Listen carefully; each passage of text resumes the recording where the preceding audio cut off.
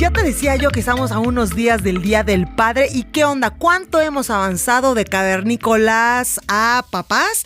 Bueno, pues estará con nosotros Omar Estrada, CEO de Evidence. ¿Cómo estás, Omar? Encantado de regresar. Y nosotros amamos que nos traigas estudios para ayudarnos a entendernos. Oye, y está padrísimo porque cómo conectarlo con esta nota que estaban compartiendo hace unos momentos, sí, claro, ¿no? O sea, como una paternidad en 3 minutos dice bye. Sí, claro, qué fácil, ¿no? Pues sí. Como cuando te decían las mamás o las abuelas, es que tu abuelo, es que tu papá fue por los cigarros y nunca volvió. Así es. Oye, y además corresponde con un dato que es brutal. O sea, pensar en cuántos, bueno, y en México hay datos como cuántos hogares solamente son, digamos, conducidos, liderados por una mamá y con la ausencia del padre. O sea, si no mal recuerdo el dato, y ahorita te lo confirmo, es alrededor de 12 millones de hogares. Entonces es mucho, es una cantidad grande. Y fíjate que hace poco en el podcast que ahora estamos lanzando, que justamente se llama Cavernícolas, entrevistaba a un especialista terapeuta chileno. Y yo hablaba sobre esto que acabas de decir, cuando dicen se fue por cigarros. Ajá. Allá en Chile se fue a cambiar un billete. ¡Órale! Y el dato es brutal, es el 40% de la población son hogares donde la única que se hace cargo del hogar es la mamá.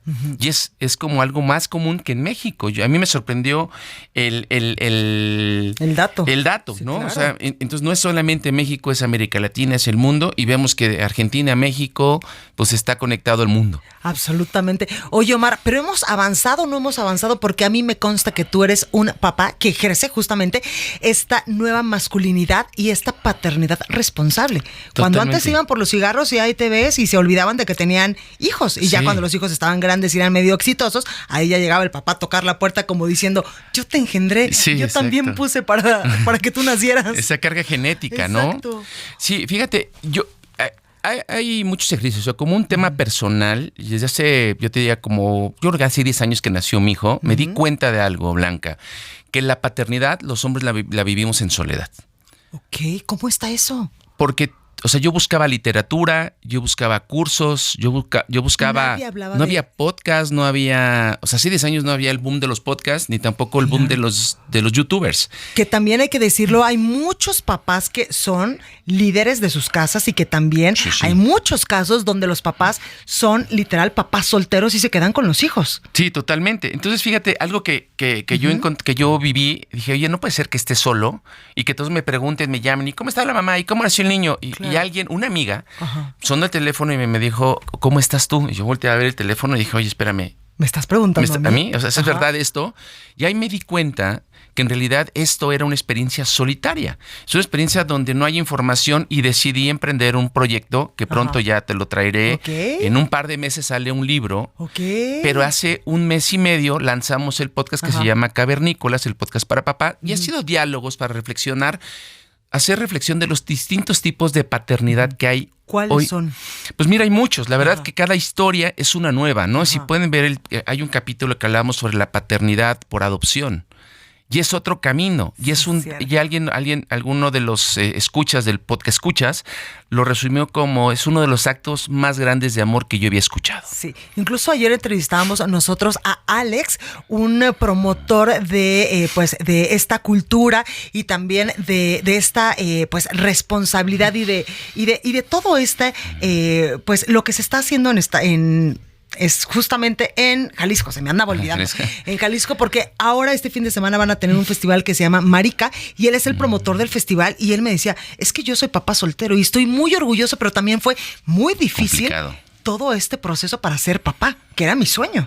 Sí, y fíjate. De esas cosas nadie habla. No, y es que además, a ver, si tú volteas a ver la historia de cada familia, de cada maternidad, de cada paternidad o de cada hijo, cada hogar tiene una historia distinta. Sí, Blanca, o sea, uno puede ser una familia tradicional y la familia tradicional tiene complejidades al interior del hogar y nadie los visibiliza, nadie lo platica, nadie lo pone a la flor de piel.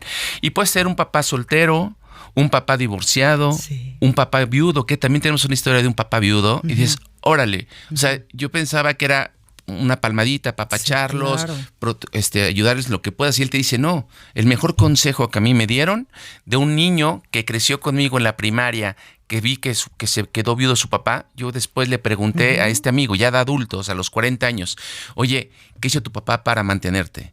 Y dijo, él no pudo. Ok.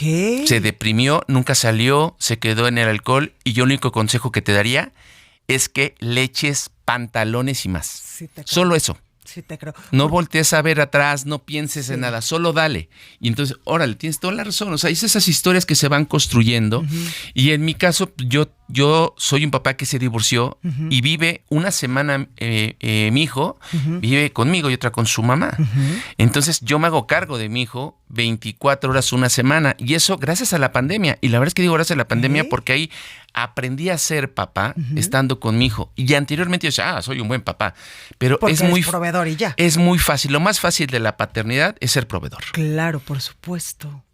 Y lo más complicado es estar ahí. Y yo creo que mucho de lo que dicen los estudios, lo que estoy aprendiendo, lo que viene en el libro, lo que estoy escuchando también de los entrevistados en el podcast, tiene que ver con eso, Blanca, con lo más fácil es dar dinero y ser proveedor. Por supuesto. Pero lo más difícil es dar tu tiempo, dar tus emociones, poner tu contención, poner tu ser. Exactamente, como dirían las abuelas, papá no es el que engendra, sino el que educa y el que está cuando estás enfermo en las buenas y en las malas. Y totalmente, y digamos que hay muchos ejemplos. Aquí te lo he compartido que hace poco tuve la fortuna de estar del otro lado del mundo, en Singapur y en Tailandia, y mi hijo estaba enfermo y le mandé un desayuno desde el otro lado del mundo. ¡Qué padre! O sea, son esas pequeñas cosas, detalles. Ayer me entrevistaban, me preguntaban qué es lo mejor de ser papá. Y yo te puedo decir es estar con otro ser, acompañado. Y lo que más disfruto es que mi hijo me toma de la mano cada vez que salimos a la calle. ¡Qué buena onda! Entonces son esos, yo creo que es la cotidianidad, ¿no? Claro. En mi caso, de manera personal. Pero fíjate, Blanca, que también en el estudio que estamos publicando y que estamos pues lanzando esta misma semana, les hacíamos una pregunta. ¿Qué calificación te darías a ti mismo como papá? ¡Ay, qué fuerte! Sí. ¿Y qué te dijeron? Y fíjate nada más que el 44% de los entrevistados nos dice que se pone la calificación del 8. O sea, no creen que son papás de 10. No son papás de 10. ¿Qué les falta para ser papá de 10? Pues mira, hay muchas cosas que, o sea, no se sienten satisfechos, se sienten incompletos. Sabemos en el fondo que no estamos haciendo un buen papel, pero también creo que todos como papás nunca te sientes completo ni preparado para ser papá.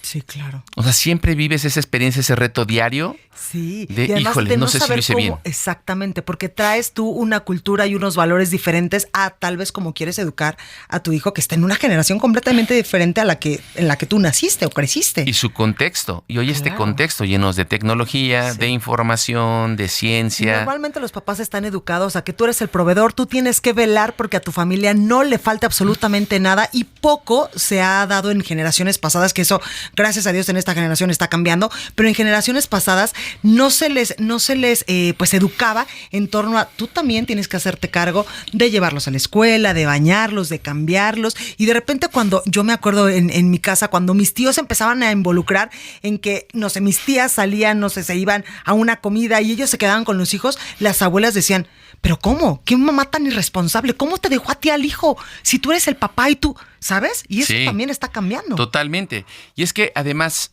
ahí es donde empiezan estos nuevos conceptos de la paternidad presente, la paternidad consciente, ¿no? Que es la que yo digo, y es paternidad, me preguntan, ¿y tú cómo te sientes ahora con este proceso de escribir, de reflexionarlo? Creo que hoy vivo yo una paternidad consciente de lo que hago, de lo que implica y también de lo que quiero. Responsabilidad, claro, por supuesto. Y de lo que quiero en ello, ¿no? Y eso va cambiando. O sea, vemos en redes sociales muchos videos de ejemplos donde el papá está batallando como peinar a la hija. Y eso es dedicarle tiempo, buscarle el papá maquillado por una hija de 2 años, o sea, más bien es un collage. O ya vemos también a estos papás que se llevan a los pequeñitos al trabajo, que los llevan a la escuela. Yo incluso tengo un amigo que se llama Amadeo Díaz Moguel, que trabaja en una institución pública, y él me dice, todos los martes yo tengo a mi pequeñita desde que tenía 1 o 2 meses de nacida, la tengo aquí en la oficina para que su mamá se vaya a hacer sus cosas de chamba también. Claro.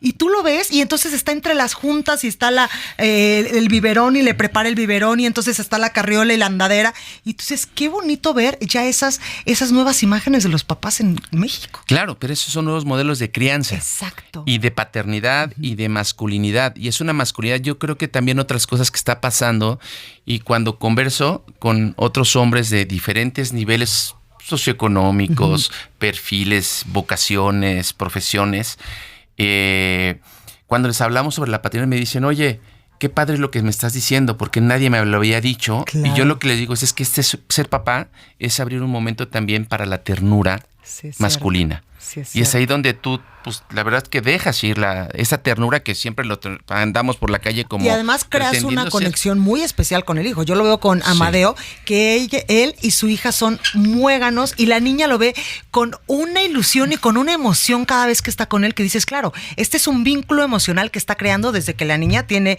1 año o tiene 1 mes, desde que el momento en que también la está involucrando en sus actividades diarias. Totalmente. Y no solamente la ve para comer.